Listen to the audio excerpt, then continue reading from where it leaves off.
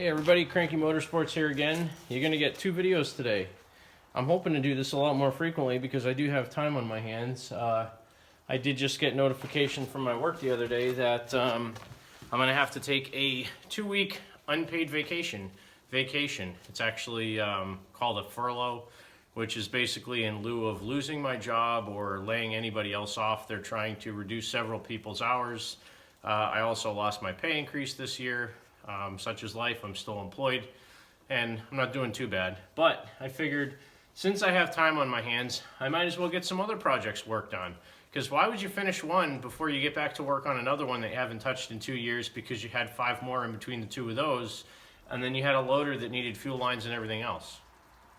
I don't know. But anyway, so those of you that have ever taken off a steering wheel by grinding on the little gear here and then pounding it out, know what I'm doing. So you take the little whirly-woo here and you go zip zip on that thing until you can start to see a circle, which is the inner part of the shaft, and I'll let you get your peepers down there on that thing. So kind of just barely see an outline of a circle right there.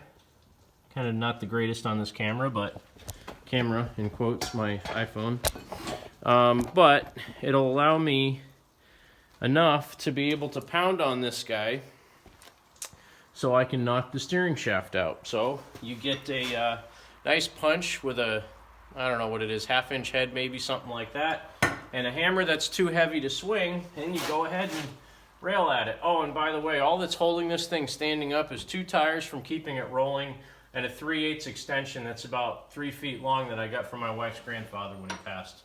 Works great for doing stuff like this, you know. So I'm gonna go ahead and give this guy a few whacks. I already know it's moving. Of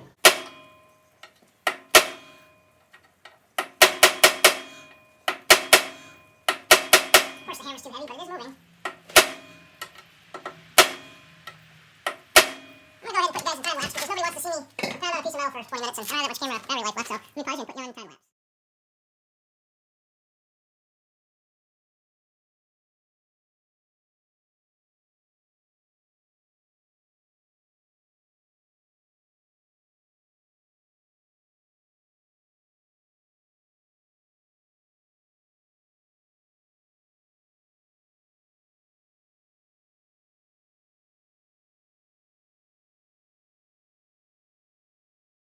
Alright, so you guys can finally see what goes on these things. If you look in there now, you can see the inner shaft is starting to poke out. So the steering wheel should come right out in a minute here. Again, you can kind of see how janky my setup is here with this metal rod right here holding the tractor up as I'm pounding on this thing, but you gotta do what you gotta do. Keep your peepers covered and make sure you don't get metal shards in them, but big 3-pound hammer and watch this.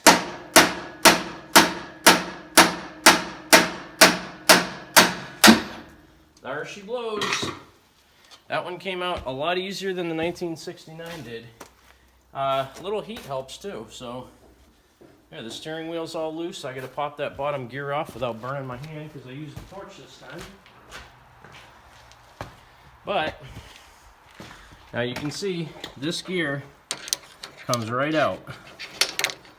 And there it is. So this basically slides on the end of the shaft. It has a little collar on there that rides in a bronze bushing, and then they weld it on. I actually still have those pipes. There she goes. So now take this guy out the top. Sometimes you can pour a little bit of oil on there because it gets a little stuck, but there she is. Wow, that bronze bushing's in nice shape. Almost like somebody changed it. I wonder. This steering wheel still has the C-clip on it. That's funny. Let me get a look at what's down there. So, look at how nice that bushing is. I don't think I've ever seen one that nice. I mean, that's like stinking brand new. Like, this thing has never been beat on or anything.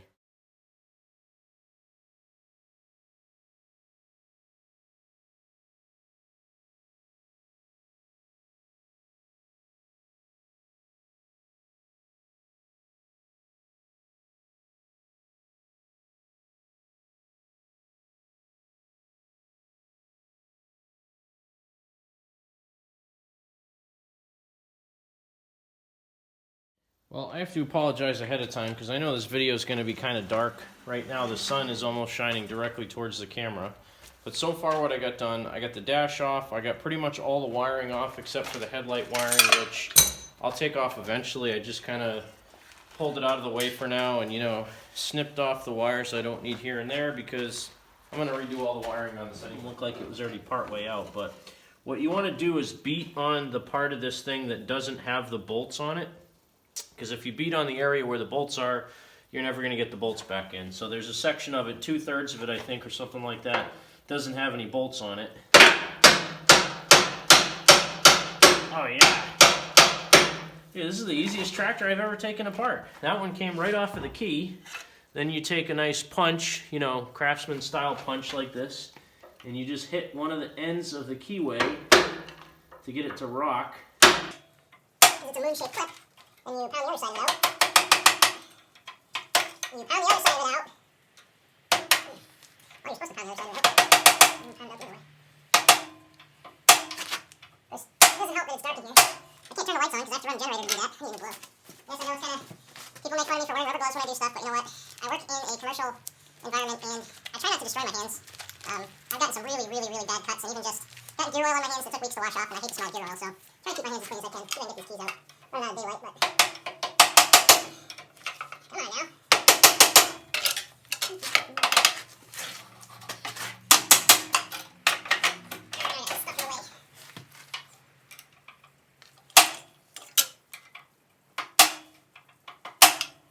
Usually they come right out. Come on.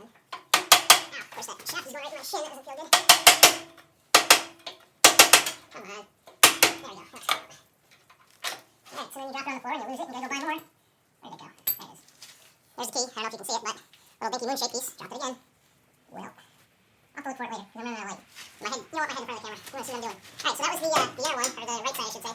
Usually what you can do with those things is push the shaft over far enough that it hits a bolt or something, and you just work it back and forth and spray this whole shaft down with some WD-40. And you work this thing back and forth. It'll end up sliding all the way down that shaft and out that way actually. So now let me knock this guy off. That one you gotta push out this way. Actually what you can do is pound it the other way, get it past the key, knock the key out, and then pound it back the other way. Of course that whole shaft is moving.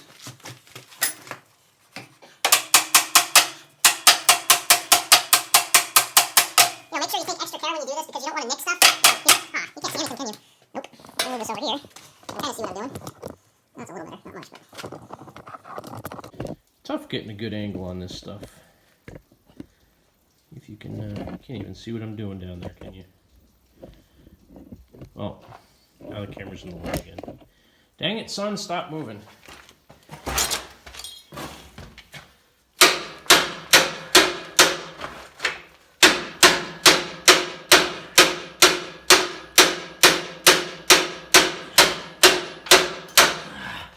I mean, you do want to try not to hit the shaft too much because if you ding the shaft up, then the other piece ain't going to want to come off.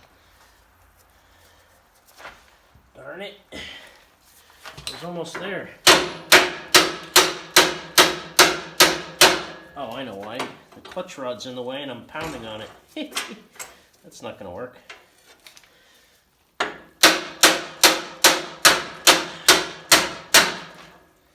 Where's the key? Oh, there's the key. I'm almost beating on the key. Alright, she's moving.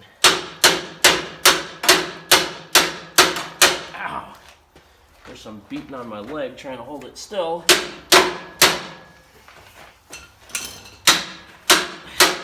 Well, let me get that off and then I'll come back.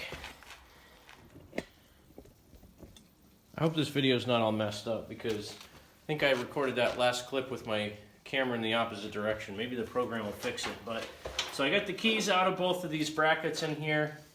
One of them is just sliding back and forth on the shaft, which is what you want. You just lube the thing up with WD-40. If they get stuck a little bit, there's a couple of bolts inside the frame. You just kind of walk it back and forth. And you got to make sure on this side of the foot pad, there's two E-clips, one on the inside of the footboard and one on the outside. You got to take both of those off as well as a washer. Otherwise, this clutch isn't going anywhere. But you just work it back and forth. Eventually, you're going to get to a point where the clutch bracket is beyond the edge of the footboard.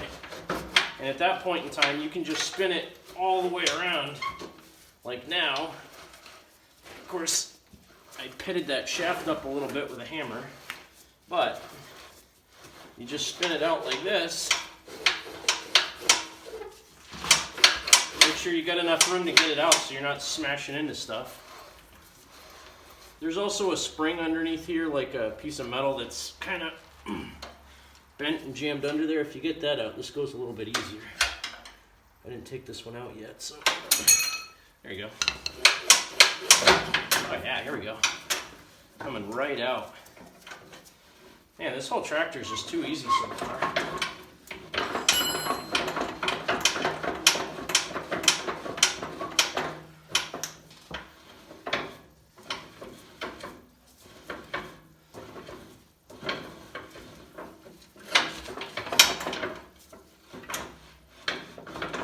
There's one of the brackets.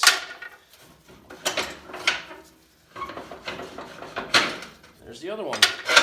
There's your clutch rod. So, I know a lot of you guys say this stuff is horribly hard. It's really not. Again, I've probably taken apart 30 of these things, completely disassembled them. I've redone a whole bunch of them. It's really not that hard when you get into it. And now I'm down to taking the footboards off, which there's 4 bolts that hold each one of these on. Come on pretty easily. 2 that go through the frame and 2 that go through the frame. I mean, 2 through the dash tower and 2 through the frame. There's little tabs that come out under the frame. So sometimes if you're lucky, these things will break. It saves you a whole heck of a lot of time taking them out, but this tractor's just too nice. You just throw them on the floor, so when you're working on another project in a year and you need a bolt, you just gotta look down and grab one. That's what I do. Works mint.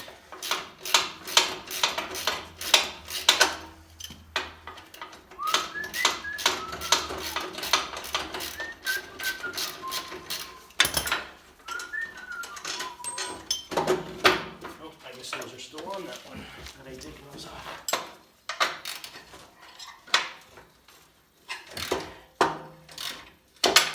And the ones you don't want to break are the ones on the bottom of the footboard, which just did. Crap. Dang it. Oh well. Comes off easier. Now I got a good set of footboards. I just gotta put carriage bolts in them or something like that. Let me get this guy off.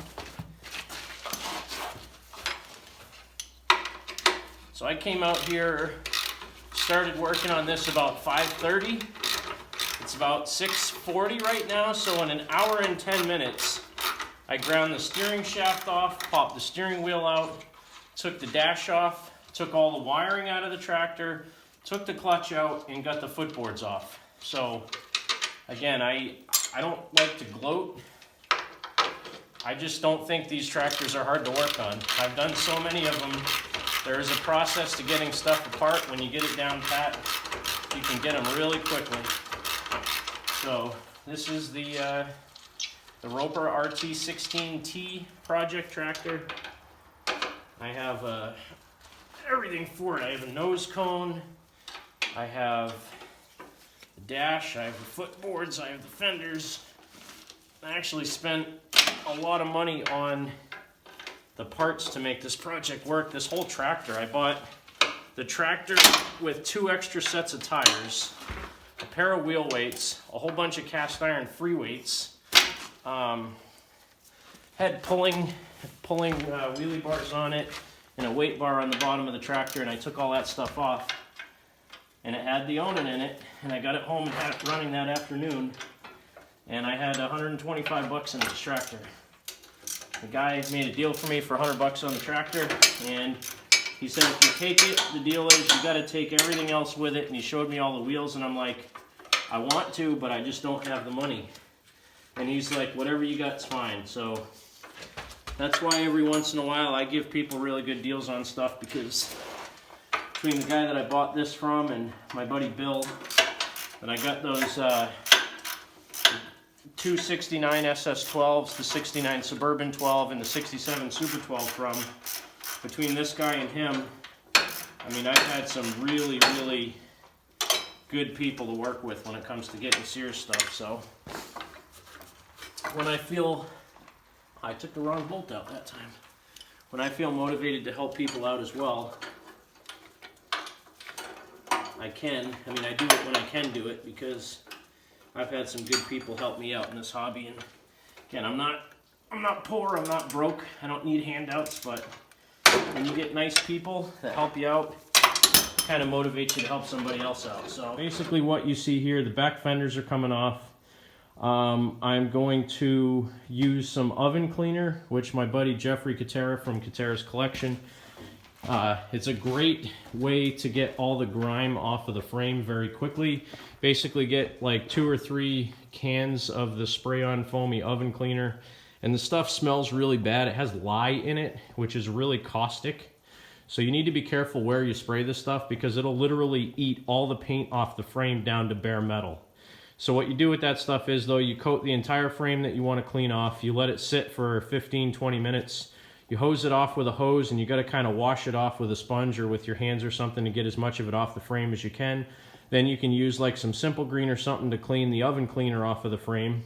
Then before it flash, you let it dry before it flash rusts, or you can let it flash rust and just paint Rust-Oleum over it, or let it dry off and then give it a good coat of primer, light 1 or 2 coats of primer, let that dry, and then you can paint right on top of it. So the stuff works super good.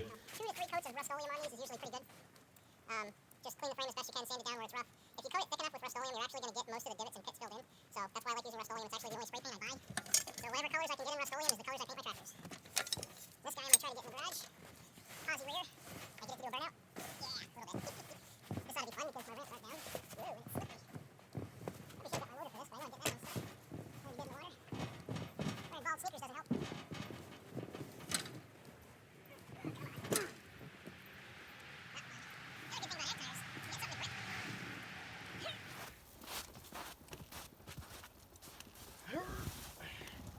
Probably not. Bald sneakers. This is where those Ags come in really handy.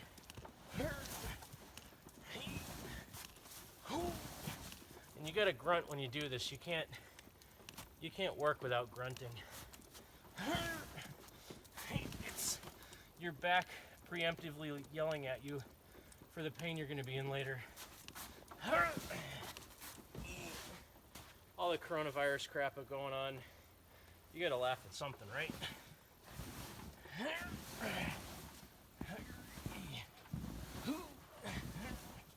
Hoot nanny.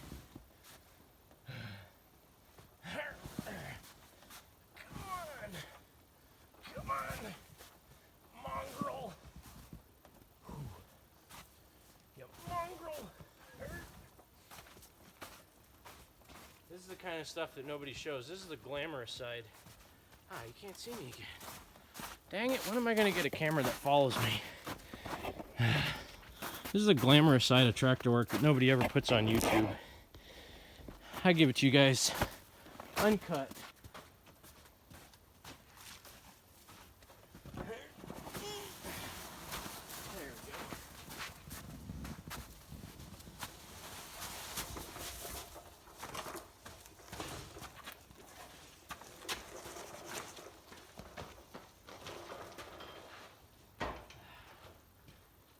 Sweet. Cool. Alright, now I'm going to put the loader away and I'll be done.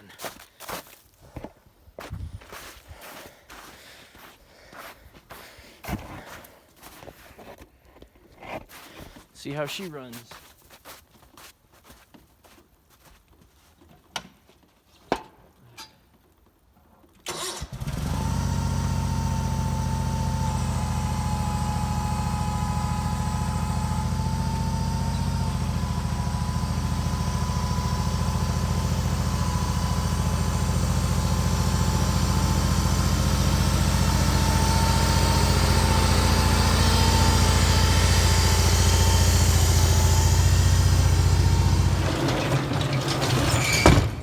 That's going to wrap it up for today for the second edition of Cranky Motorsports.